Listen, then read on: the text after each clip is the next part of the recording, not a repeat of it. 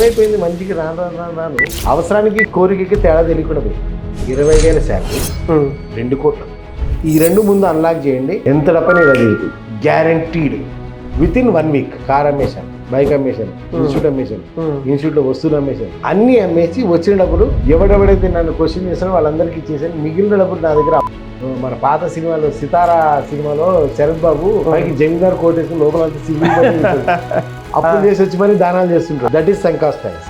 వాడి ego size ఎంత ఉంటే అప్పు సైజ్ అంత. అప్పులు 2 విషయాలు జరుగుతాయండి. ఫస్ట్ అండ్ ఫార్మోస్ట్ స్కూల్కి వెళ్ళిన తర్వాత దరిద్రం ఏంటంటే మన అరబిక్ సిస్టంలో పైన చిన్న అంకె ఉంది, కింద పెద్ద అంకె ఉంది. తీసివేత కుదరకపోతే పక్కన అప్పు తెచ్చుకుంటాం. పక్కన నుంచి అప్పు తెచ్చుకుంటాం. అంటే నీ ఇంట్లో అప్పులే, ఎడ్యుకేషన్లో అప్పులే. నేను ఒకటే ఫిలాసఫీ చెప్తాను నా దగ్గరికి వచ్చిన వాళ్ళకి, అశాంతినిచ్చే ఆస్తులు నీకు అవసరం లేదు. Hi sir. హాయ్ అండి. మన సిరీస్లో భాగంగా ఈరోజు అంటే పార్ట్ 2లో మనం డిస్కస్ చేసుకోే పాయింట్ ఏంటంటే చాలా హాట్ టాపిక్ అనమాట. ఇది నా ఛానల్లో కూడా చాలాసార్లు చెప్పాము, మేము కోర్స్ కోసం తయారు చేసుకున్న మెటీరియల్ కూడా చెప్పాము. అయినా కూడా ఏంటంటే ఇది ఫ్రీక్వెంట్గా వస్తూ ఉంటుంది. అదేంటంటే అప్పుల నుండి ఎలా బయటపడాలి, అప్పుల బాధ తొలగడం ఎలా. రైట్. ఇప్పుడు నేను మీకును మన ఆడియన్స్కి కూడా ఒక క్వశ్చన్ ఇస్తాను. చెప్పండి. నేను ఒక లాక్ తాళం ఉంది కదా, ఓకే, తాళాన్ని ఇలా యాంటీ క్లాక్ వైజ్ తిప్పటం ద్వారా లాక్ అయింది. ఓకే, ఇప్పుడు లాక్ ఎలా తీయాలి? క్లాక్ వైజ్ తిప్పాలి. ఎలా లాక్ అయిందో దానికి రివర్స్ ప్రాసెస్లో తిప్పాలి. ఒక ప్రాసెస్లో లాక్ అయింది, అవును, అదే ప్రాసెస్ రివర్స్ చేస్తే అన్లాక్ అవుతుంది. అలాగే అప్పుల్లోకి ఎలా వెళ్ళారు అలాగే సింపుల్గా వస్తారు. సింపుల్ ఇది. అయితే ఇక్కడ పాయింట్ ఏంటంటే మ్యాజిక్ ఏంటంటే 99.9% జనానికి అప్పుల్లోకి ఎలా వెళ్ళారో తెలియదు. ఓకే, అంటే లాకింగ్ ఎలా తెలియదు కాబట్టి అన్లాక్ ప్రాబ్లం అవుతుంది అంటారు. అంతేగా. ఓకే, అప్పుల్లోకి ఎలా వెళ్ళారో వాళ్ళకి అవేర్నెస్ లో లేదు, అంటే గమనికలో లేదు, దృష్టిలో లేదు వాళ్ళు అప్పుల్లోకి ఎలా వెళ్ళారు అనేది. కాబట్టి అన్లాకింగ్ ప్రాబ్లం. ఎలా వెళ్ళారో తెలిసింది అనుకోండి, బయటకు వచ్చేస్తాడు వాడు స్ట్రింగిట్ గా. ఈ రూట్లో వెళ్ళావు రాంగ్ రూట్. ఇప్పుడు మనం కారు ఉంది సార్, మనం వెళ్ళాము గల్లీలోకి వెళ్ళాము, డెడ్ ఎండ్ వచ్చింది, దారి లేదు, ఏం చేస్తాము? మళ్ళీ బ్యాక్ వస్తాం. ఎందుకు వస్తాం అంటే మనకి ఎట్టలేదు తెలుసు కాబట్టి మళ్ళీ యాక్సిడెంట్ బ్యాక్ వస్తాం కానీ బయట ట్రాప్ నుంచి బయటకు వచ్చేస్తాం. చూసుకోకపోతే అక్కడెక్కడ తిరుగుతూ అక్కడెక్కడ బయటికి రాలేడు. అవును. సో ఇక్కడ అప్పుల్లో కూడా ఏంటంటే మనిషి ట్రాప్ లోకి వెళ్ళేటప్పుడు ఎలా వెళ్తున్నావు ట్రాప్ లోకి అనేది మనకి తెలియదు. ఓకే, అది తెలిస్తే కనుక బయటకు వస్తాడు. And can you believe it, అప్పు చేయటం అనేది అలవాటు. Okay, habit. And I will tell you 2 important points which I think ఎవరు చెప్పుండరు. గతంలో కూడా నేను కూడా చెప్పలేదు అటువంటి 2 పాయింట్లు అప్పుల విషయంలో. ఓకే, అప్పులు 2 విషయాలకు జరుగుతాయండి. ఫస్ట్ అండ్ ఫార్మోస్ట్ అప్పు చేయడం అనేది అలవాటు. ఓకే, అలవాటుగా అప్పు చేస్తాడు మనిషి. మ్యాజిక్ ఏంటంటే అలవాటు మీద అయ్యి ఉండక్కర్లేదు, అవసరం లేదు, మీద అయ్యి ఉండాల్సిన అవసరం లేదు. నిన్నటి జనరేషన్ కనుక అంటే నా జనరేషన్ కనుక మనం చూస్తే చిన్నప్పుడు ఏమయ్యేది, ఫాదరు లెటర్ చదివి షర్ట్ వేసుకుని బయటకు వెళ్తున్నాడు. ఏమైందంటే ఇదిగో మీ తమ్ముడు వస్తున్నాడంట, లేదా ఎవరు బంధువులు వస్తున్నారంట, మరి వాళ్ళు వస్తారు 4 రోజులు ఉంటారు, మరి చేతి ఖర్చు కావాలి కదా, వెళ్ళి ఆ వెంకటరావునో సుబ్బారావునో ఎవరినో 1000 రూపాయలు అడిగి తీసుకొస్తా. So you're noticing it. ఒక 8 to 10 years బాయ్ మీరు నోటీస్ చేస్తున్నారు. ఓకే, లేదు సడన్గా ఒక ఫాదర్ వాళ్ళ ఫ్రెండ్ ఎవరో వచ్చారు, రాగానే మిమ్మల్ని పిలిచి సీనిట్రా అని చెప్పి మీకు గ్లాస్ ఇచ్చి వెనక డోర్ నుంచి పక్కింటికి పోయి చుట్టాలు వచ్చారు పాలు తీసుకురా, చాయ్ పెట్టియాలి, పాలు చక్కెర తీసుకురా, టీ పౌడర్ తీసుకురా. So when you're noticing all these things ఏం జరుగుతుంది అంటే ఒక అవసరం ఏర్పడ్డప్పుడు ఏం చేయొచ్చు, అప్పు చేయొచ్చు. ఓకే, అప్పు చేస్తే అవసరం తీరుతుంది. అంటే మన దగ్గర లేకపోయినా అడుక్కోవచ్చు బయట. అప్పు చేస్తే అవసరం తీరుతుంది. అవసరం ఏర్పడితే అప్పు చేయాలి, అప్పు చేస్తే అవసరం తీరుతుంది. సో ఈ కాన్సెప్ట్ లోపలికి వెళ్ళిన తర్వాత మనం స్కూల్కి వెళ్తాం. స్కూల్కి వెళ్ళిన తర్వాత దరిద్రం ఏంటంటే మన అరబిక్ సిస్టంలో పైన చిన్న అంకె ఉండి కింద పెద్ద అంకె ఉండి తీసివేత కుదరకపోతే పక్కన నుంచి అప్పు తెచ్చుకుంటాం. అవును. అంటే నీ ఇంట్లో అప్పులే, ఎడ్యుకేషన్లో అప్పులే. ఇది ఎప్పుడు వినలేదు. అవును, రైట్. అంటే ఏం జరుగుతుంది ఇక్కడ, నీకు అవసరం ఏర్పడితే అప్పు చెయ్యి, ఇది నరనరాన every day it's day in day out regular practice అది. అవును. It's normal quite normal thing. అయితే ఇక్కడ పాయింట్ ఎక్కడ తేడా వస్తుందంటే మనం ఏం నేర్చుకున్నాము, అవసరానికి అప్పు చేయాలి, అవసరానికి అప్పు చేయాలి, అప్పు చేస్తే అవసరం తీరుతుంది. ఇది ఈ ఈక్వేషన్ వరకు ఓకే, నో ప్రాబ్లం.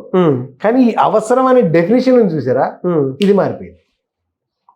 ఓకే, ఈ అవసరాన్ని డెఫినేషన్ మారిపోయింది. అక్కడ ఆ రోజున తండ్రి ఏం చేశాడు, బంధువులు వచ్చారు, బంధువులకు ఒక పూట తిండి పెట్టాలి, 2 పూటలు తిండి పెట్టాలి, వాళ్ళకి మర్యాదలు చేయాలి, బట్టలు గిట్టలు పెట్టాలి, ఏదో చేయాలి. సో ఇది ఒక కనీస అవసరాల కింద లెక్క, అది ఒక బేసిక్ నీడ్ కింద లెక్క. బేసిక్ మర్యాద బేసిక్ నీడ్ కింద లేదు కాబట్టి తీసుకొచ్చాడు. ఇంటికి వచ్చిన వ్యక్తి కనీసం టీ పోయటం అనేది బేసిక్ నీడ్ కాబట్టి దానికి తల్లి చేయించింది. మన దృష్టిలో ఈ అవసరాలు మారిపోయినాయి. ఇప్పుడు మనం కనీసం ఎస్యూవీ కొంటాం, మన అవసరం. అవును.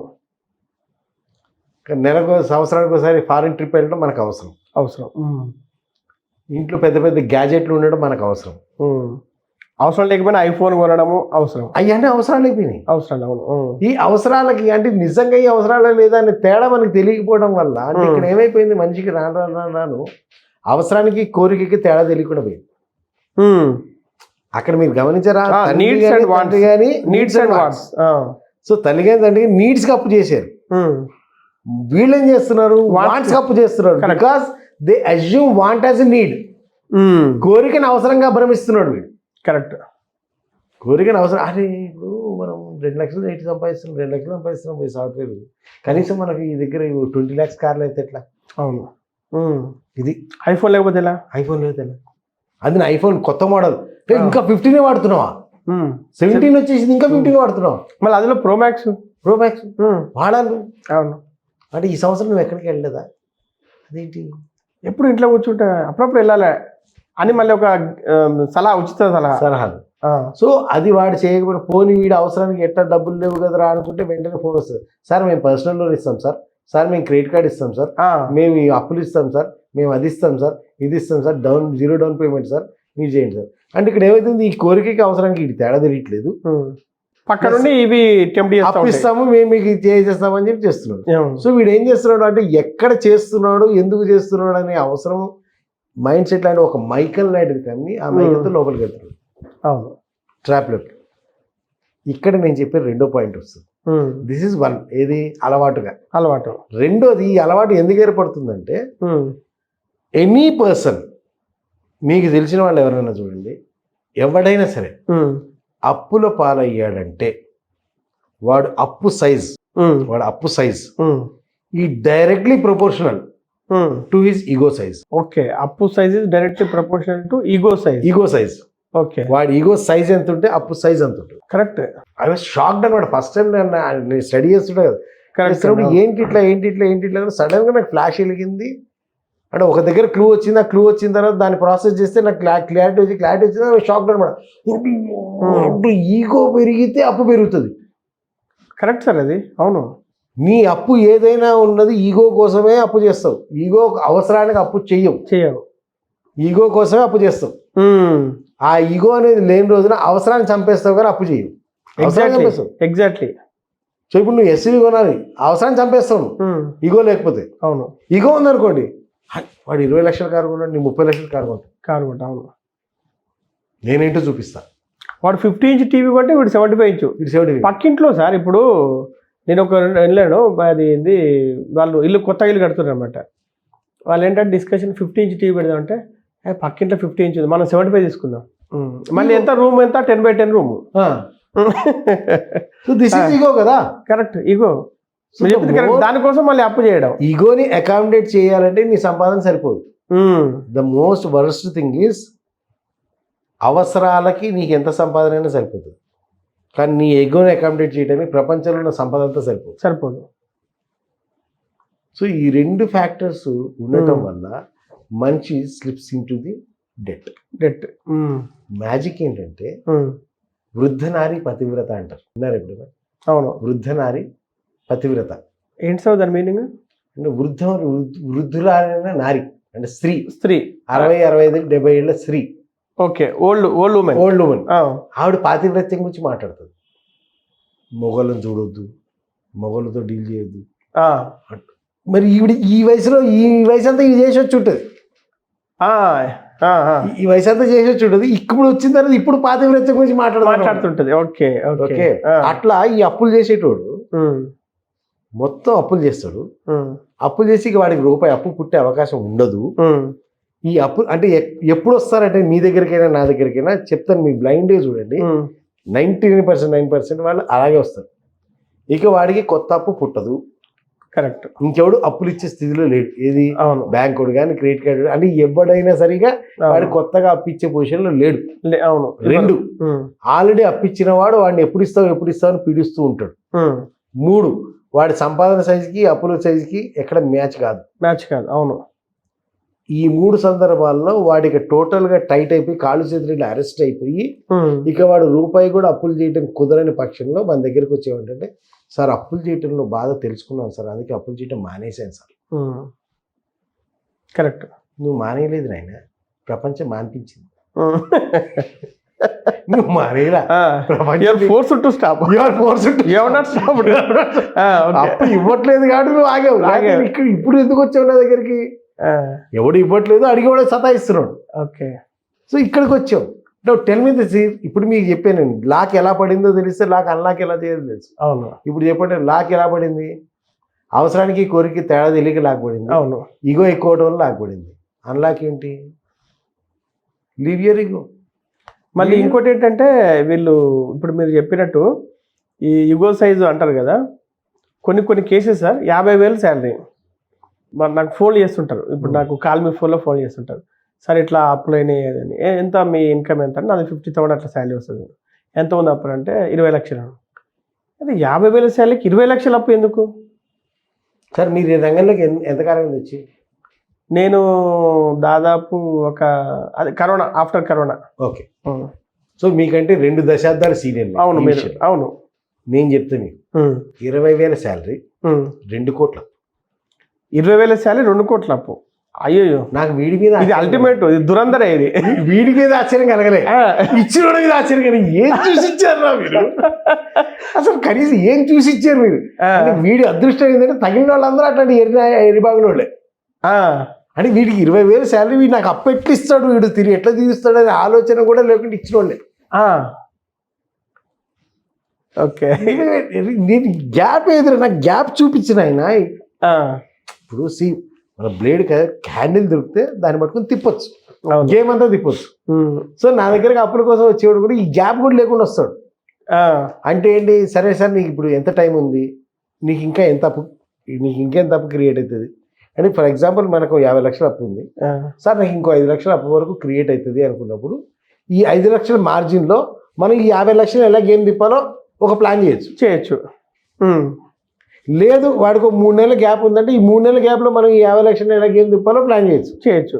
ఈ 2 కాదు, ఇవాళ సాయంత్రం నా ఇంటి ముందుకు జనాలు వస్తారు, ఇంట్లో సామాన్ బయటపడేస్తారు, నాకు ఇంకో రూపాయి అప్పు ఉంటుంది. ఇప్పుడు చెప్పిన ఇది కూడా కాదు, ఇంకొక అద్భుతమైన కొంతమంది నాకు బంపర్ ఆఫర్ ఇస్తారు. సరే సార్, ఇప్పుడు 50 లక్షలు అప్పు అయింది కదా, ఎంత కాలం అయింది? 10 ఏళ్ళు అయింది సార్. Very good. ఇప్పుడు మీరు దీంట్లో బయటికి ఎంత కాలంలో వద్దాం అనుకుంటున్నారు సార్? 3 నెలలు కానీ 6 నెలలు కానీ. 3 నెలలు మంత్స్, 3 నెలలు కానీ 6 నెలలు కానీ. మీరు మరీ అంటే 1 ఇయర్ సార్. మీరు నన్ను బయటికి తీసుకొచ్చి. అయ్యో, సూపర్ ఆఫర్ అయితే. మీరు నన్ను బయటికి తీసుకొచ్చేయండి. ఎంత బంపర్ ఆఫర్ మీద. సో ఎక్స్ప్లెయిన్ చేస్తాను. ఒక కన్స్ట్రక్షన్కి టైం పడుతుంది. అవును. Destruction easy. నీ డిస్ట్రక్షన్ 10 ఏళ్ళు పట్టింది. మళ్ళీ కన్స్ట్రక్షన్ చేయాలంటే నీ డిస్ట్రక్షన్ 10 ఏళ్ళు పెట్టింది. ఈ కన్స్ట్రక్షన్కి డిస్ట్రక్షన్ 10 ఏళ్ళు పడితే కన్స్ట్రక్షన్కి యాక్చువల్గా లాజికల్గా 30 ఏళ్ళు పైన మాట. 30 ఏళ్ళు పైన మాట. అవును. నేనేమంటాను 30 ఏళ్ళు వద్దు, కనీసం 3 ఏళ్ళు ఈ బాబు నాకు. 3 ఇయర్స్, 3 ఇయర్స్ లేదు 10 ఇయర్స్ కాదు, 10 ఇయర్స్ ఓకే, కనీసం సగమి 5 ఇయర్స్ లేదు, కానీ హీనపక్షం 3 ఇయర్స్. ఆ 3 ఇయర్స్ కూడా నేను చెప్పినట్టు చేయి, యాజ్ ఇట్ ఈస్గా నేను చెప్పినట్టు చెయ్యి. ఇగో వదిలిపెట్టు, వెళ్ళు. నీ డెటార్స్ ఉంటారు, వాళ్ళకి చెప్పు, బాస్ పొరపాటు అయిపోయింది, ప్రతి మనిషి పొరపాటు చేస్తుంది, నేను కూడా పొరపాటు చేశాను, వాళ్ళు అవమానిస్తారు సార్. మళ్ళీ ఇగో ఇంత జరిగినా ఇంకా ఇగో ఉంటుంది. ఇగో అవును, వాడు తిడతాడు సార్, 10 మంది ఇజ్జత్ తీస్తాడు సార్. అరే నాయన నీ ఇజ్జత్ పోయి చాలా కాలం అయింది, నీకు ఇప్పుడు ఏదో ఇంకా ఉందనుకుంటున్నావు ఇజ్జత్. లేదు నాయన పోయి చాలా కాలం అయింది. అవును, ఆ చిన్నప్పుడే పోయింది నీ ఇజ్జత్. అవును. ఆ ఏ రోజైతే వాడి దగ్గరికి వెళ్ళి నాకు అప్పు కావాలని అడిగావో అప్పుడే నీ ఇజ్జత్ పోయింది. ఎందుకు పోయిందంటే నువ్వు ఆల్రెడీ క్లియర్లీ మెన్షన్ దాట్ నా దగ్గర ఫైనాన్స్ లేదు, నా దగ్గర డబ్బులు లేవు, కాబట్టి నేను నీ దగ్గర అప్పు చేస్తున్నా అని నువ్వు సంతకం పెట్టావు చూడు. ఆ పెట్టిన రోజే నీ పరువు పోయింది. ఇవాళ ఏదో కొత్తగా పోయింది అనుకుంటున్నావు. Understand the reality, wake up, good morning. This is the problem. Correct. ఇప్పుడు మీరు ఎంత నెంబర్ చెప్తారు నాకు అనవసరం, ఏ సిచ్యువేషన్ చెప్తారు నాకు అనవసరం. The reason is these two. ఈ రెండే లాక్ వేసేది. ఈ రెండు ముందు అన్లాక్ చేయండి, ఎంత డప్పని తీరుస్తుంది, ఎంత డప్పని ఇలా తీరుతుంది. Correct, guaranteed.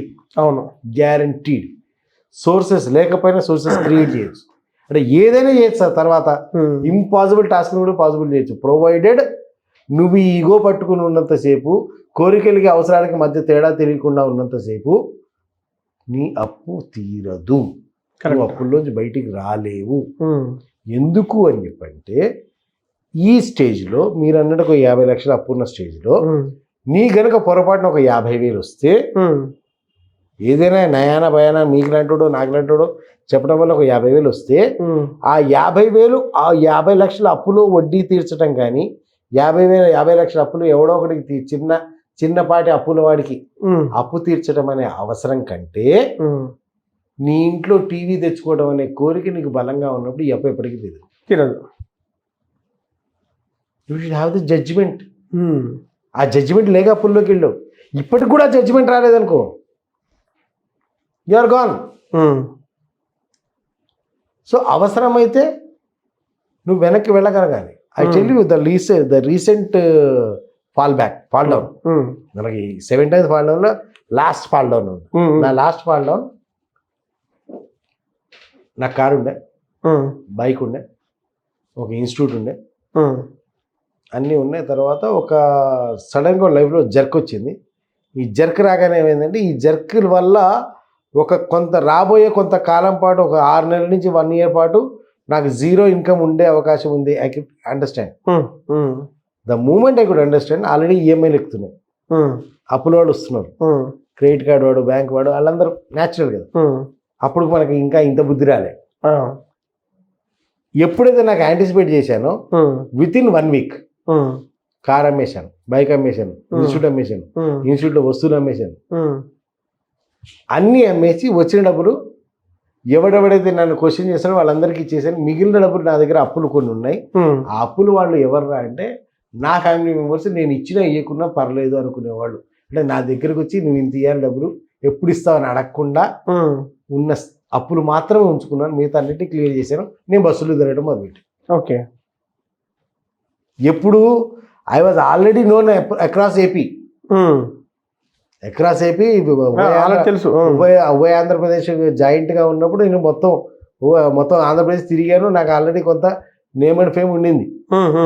ఆ నేమ్ అండ్ ఫేమ్ ఉన్న పరిస్థితుల్లో కూడా అమ్మేసి బస్సులో తిరిగితే ఎవ్రీ అదర్ డే నాకు ఎక్స్పీరియన్స్. బస్సులో ఎవడో చూస్తారు, సార్ మీరేంటి సార్ బస్సులో, మీరు బస్సులో ఏంటి sir. You understand the pain. Andhra Pradesh ఇంట్లో కారులో బయలుదేరితే మళ్ళీ ఇంటికి 4 రోజుల తర్వాత వచ్చిందాక కాలు కింద పెట్టకుండా ఉన్న స్థితి. నెక్స్ట్ టైం కట్ చేస్తే నువ్వు బస్సులో కనపడుతున్నావు, అది ఆర్డినరీ బస్సులో కనపడుతున్నావు టికెట్ కొనుక్కుంటూ. అప్పుడు ఎవడైతే నీ దగ్గర అందరికీ మనం తెలుసు, తెలియకపోతే ఏదో నడిచిపోద్ది, అందరికీ మనం తెలుసు. ఎవరి అదే పలకరిస్తాడు, ఎవడో కూడా పలకరిస్తాడు, మీరేంటి సార్ ఇక్కడ అన్న తర్వాత ఏమంటే ఏం చేస్తాడు, ఎవరు రాని పక్కన వాడు అడుగుతాడుగా, ఎవరు రాని సార్ పలానా అంటే ఇది అయిపోయినట్టున్నాడు, ఏదో అలవాట్లు అయినట్టున్నాయి, ఏదో వ్యసనాల బానిస మొత్తం పోగొట్టుకున్నట్టున్నాడు. N number of stories. అవును. But there is the ego which you have to kill. అక్కడ ఈగో వస్తుంది, నీకు పరువు వస్తుంది, అది చంపగలిగితేనే కొత్త అప్పుల్లోకి వెళ్ళు.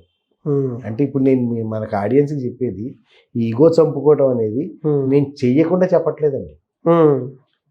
పరుగు పోవటం అనేది ఎంత దారుణంగా ఉంటుందో నాకు తెలుసు. పరువు ఎలా పోతుందో తెలుసు, పరువు ఎలా కాపాడుకోవాలో తెలుసు, పరువు ఎలా పెంచుకోవాలో కూడా తెలుసు. సో ఈ పరువు అనే విషయంలో కూడా నాకు ఆల్రెడీ ఆల్ డైరెక్షన్స్ తెలుసు నాకు. అవును. సో ఇది పరువు అనేది ఒక పదం, 3 అక్షరాల పదము. ఇది జీవితాన్ని నాశనం చేసినంత ఇంకేది నాశనం చేయడం నేను చూడలేదు. అవును. తాగుబోతు జీవితం అంత నాశనం కాదు, తిరుగుబోతు జీవితం అంత నాశనం కాదు, వ్యసనపరుడి జీవితం అంత నాశనం కాదు. కానీ ఈ పరువు అనేది పట్టుకుంటాడు చూడండి, వాడి జీవితం నాశనం అవుతుంది సార్. తరతరాలు. అవును. తరతరాలు నాశనం అవుతుంది అనమాట ఈ పరువు అని ఒక్క పదాన్ని పట్టుకుని. ఇప్పుడు అంటే చాలా వరకు కేసుల్లో సార్ 50% ఆఫ్ ద కేసెస్ ఎలా ఉంటాయంటే వీళ్ళ ప్రాబ్లమ్స్ ఎలా సాల్వ్ అవుతాయంటే వారికి ప్రాపర్టీ ఉంటుంది సార్, పొలమో లేకపోతే ఏదో ఊళ్ళో ఇల్లు ఉంటుంది. నేను అంటాను ఇప్పుడు ఆల్రెడీ మొత్తం అయిపోయింది, సంపాదించేది 30,000 40,000, నీకేమో అప్పుడు 20 లక్షలు 30 లక్షలు ఉన్నాయి, ఎలా తీరుస్తావు? సో ఇప్పుడు నీకు జాబ్ వచ్చే అవకాశం లేదు, అలాంటప్పుడు అది అమ్మొచ్చు కదంటే ఆ ఊళ్ళో పరుగు పోద్ది కదా సార్. ఎగ్జాక్ట్లీ సేమ్ అదే నేను అదే ఎగ్జాక్ట్లీ యాక్చువల్లీ వాళ్ళ దగ్గర అందుకే నేను ఏం చెప్పాను, బ్యాకప్ ఉంటుంది. లాక్ ఎలా వేసావు, ఇప్పుడు ఈగో కోసం లాక్ వేసావు, ఈగో వదిలితే లాక్ ఓపెన్ అయిపోయింది. అవును. ఈగో వల్ల లాక్ పడింది కదా సార్. అవును. పరువు పరువు పరువు అని పాకులాడటం వల్ల లాక్ పడింది. ఈ పరువు అనేది వదిలేస్తే లాక్ ఓపెన్ అయిపోద్ది. కొన్ని వందల మంది సార్, కొన్ని వందల మంది ఎలా ఉన్నారంటే వాళ్ళకి ఏంటంటే కొంచెం జాబులో తేడా ఉండి ఏదో అంటే ఇంతకుముందు ఒక మంచి జాబ్ చేస్తుండి ఇప్పుడు ఏదో 4-5 జాబులు మారుతుంటారు. సో అప్పులు అవుతాయి, 20-30 లక్షలు అప్పు ఉంటుంది, ఉండేదేదో అపార్ట్మెంట్లోనే ఇల్లు ఉంటారు, అది అమ్మరు. కానీ వాడు రోజు ఫోన్లు చేసి అప్పులు అడుగుతుంటే అవి మాత్రం వింటారు కానీ ఇల్లు మాత్రం అమ్మరు. ఇల్లు అమ్మితే మళ్ళీ పరుగు పోద్ది. నేను అందుకే అంటాను సార్, నేను ఒకటే మాట చెప్తాను, దీనివల్ల ఎంత టెన్షన్స్ క్రియేట్. ఇప్పుడు పిల్లలు పెద్దవాళ్ళు అవుతుంటారు, వాళ్ళ ఫీజులు కట్టాలి, ఇవన్నీ అంటే ఇక్కడ నీకు బర్డెన్ పెరుగుతూ ఉంటుంది, బట్ ఇది మాత్రం తగ్గించుకోడు. నేను ఒకటే ఫిలాసఫీ చెప్తాను నా దగ్గరికి వచ్చిన వాళ్ళకి, అశాంతినిచ్చే ఆస్తులు నీకు అవసరం లేదు. అశాంతినిచ్చే ఆస్తి అవసరం లేదు. కరెక్ట్. ఆస్తి ఉంది, అది నీకు అశాంతిని ఇస్తుంది. అవును. అశాంతిని వదిలేస్తే నీకు ఆస్తి పోతుందేమో, కానీ మనశ్శాంతి ఉంటుంది. ఆ ప్రశాంతత మళ్ళీ నువ్వు ఆస్తి సంపాదించుకోవచ్చు. ఆ స్పిన్ బౌండ్ అంటే నీకు ఆ పొరపాటు ఎక్కడ జరిగింది అర్థమైతే ఏమైతే this is called sunk cost fallacy అంటారండి మన ఇంకో మేనేజ్మెంట్ టర్మ్లో. Sunk cost fallacy. Sunk cost fallacy. Sunk cost SUNK sunk COST cost. Okay, cost COST. Sunk cost fallacy. Fallacy అని ఇట్స్ ఫ్యాలసీ. ఓకే. ఆల్రెడీ మనం 10 లక్షలు పెట్టాము, ఎట్లాగే 10 లక్షలు రావు, కానీ ఇప్పుడు మూసేస్తే ఇప్పుడు మానేస్తే పరుగు పోతుంది కాబట్టి ఇంకో 5 లక్షలు ఎక్కడి నుంచి అయినా సరే అప్పు చేసిన సరే తెచ్చి పెట్టాలి. ఓకే. అంటే అది రాదని గ్యారెంటీగా తెలుసు, దానికోసం మళ్ళీ 5 లక్షలు అప్పు, మళ్ళీ 5 లక్షలు తెచ్చి పెడతారు. ఓకే. అంటే ఈ 5 లక్షలు కూడా రావని తెలుసు, ఓకే, కానీ పెడతారు. దట్ ఈస్ వాట్ అంటే మునిగిపోతున్నాను అంటే నేను మునిగిపోతున్నాను అన్న సంగతి అవతల తెలియకుండా ఉండటం కోసం, మునగలేదు అని చూపించుకోవడం కోసం అప్పులు చేస్తారు. మన పాత సినిమాలో సితారా సినిమాలో శరత్ బాబు పైకి జమీందార్ కోట్ వేసుకుని లోపల అంతా అప్పులు చేసి వచ్చి మరి దానాలు చేస్తుంటారు. అవునవును. That is sunk cost fallacy. Okay. So నువ్వు మునుగుతున్నావు, యాక్సెప్ట్ ఇట్ కదా. నా దగ్గర డబ్బులు లేవు, నీకు ఎట్లాగో నువ్వు ఎంత మేనేజ్ చేసినా ఒక టైంలో నీకుండ బద్దలై తీరాల్సిందే. అవును. సో అదేదో పాపం పెరిగిన తర్వాత కుండ బద్దలై ముందే కుండ పట్మని బద్దలు కొట్టినావు అనుకో, అంతే నువ్వే కొట్టు. నేనేమంటే అవతలోడు వచ్చి నీ కుండ బద్దలు కొట్టే కంటే పరుగు అని బాగలాడుతున్నావు, ఏదో రోజు అప్పులోళ్ళు వస్తారు, నీ పరుగు పోతుంది. ఆ పరుగు పోయేది ఏదో ఆసమేడన్న పరుగు నీ చేతితో పోగొట్టుకుంటే బెటర్, ఈజీ కదా. అంతే. ఎట్లా ఉంటుంది అంటే చిన్నపిల్లడు వెళ్తాడు సార్, మన చేతిలో చిన్నపిల్లడు ఉంటాడు, వాడు ఆపిల్ తింటూ ఉంటాడు, మిగిలిన సగం ఇంగిన ఆపిల్ ఉంటుంది, ఏ అవతలోడు కొడతాడు. ఇప్పుడు మనం ఏమనలేదు అనుకోండి, వాడు వచ్చి ఇన్ని కొడతాడు, కానీ వాడు వీడిని కొట్టే కంటే ముందు మనం బుద్ధి లేదు కానీ వాడు సర్లే ఆయనే కొడుతున్నాడు కదా అని వదిలేస్తాం. ఇది మనం నెమ్మదిగా కొట్టవచ్చు, వాడు కొట్టమనేది భయంకరంగా ఉంటుంది. అవును. అట్లా బయటోడు పరుగు తీస్తే భయంకరంగా ఉంటుంది, అది తీసుకుంటే స్మూత్గా ఉంటుంది. కండిషనల్ అంటే నువ్వు సిమ్యులేటర్ కండిషన్స్, సాఫ్ట్ కండిషన్స్లో అంటే వీలైనంత మినిమల్ డ్యామేజ్ తోటి నువ్వు పరుగును తీసేయచ్చు.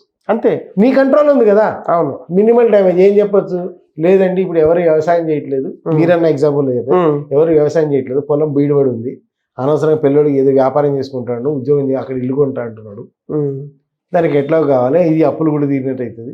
అంతే. అందుకే నీకు తీసేని అప్పులు తీసే నీకు ఇప్పుడు మేము అటు వెళ్తున్నాం, అటు అక్కడ అపార్ట్మెంట్ కొనుక్కుని ఎవరు చూడొచ్చు నీకు. అంతే. సో ఇది నీ కండిషనర్. నువ్వు నీ పరువుని మినిమం పరువు కాపాడుకుంటూ కూడా నువ్వు దాన్ని బయటికి తీసుకురావచ్చు. చేసుకోవచ్చు. అది వాడు తీసుకొస్తే ఈ అప్పుల వాళ్ళందరూ వచ్చి నువ్వు ఇప్పుడు వస్తావా అంటే అరే పాప అప్పులు తీర్చలేక ఆస్తి అమ్మేడరా అంట.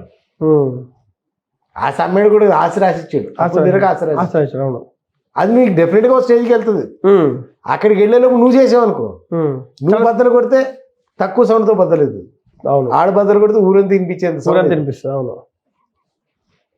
అందుకే అన్న లాక్ ఎలా వెయ్యాలో తెలిస్తే, ఎలా పడిందో తెలిస్తే ఎలా తీయాలో తెలుస్తుంది. ఎలా తీయాలో అవును, కరెక్ట్.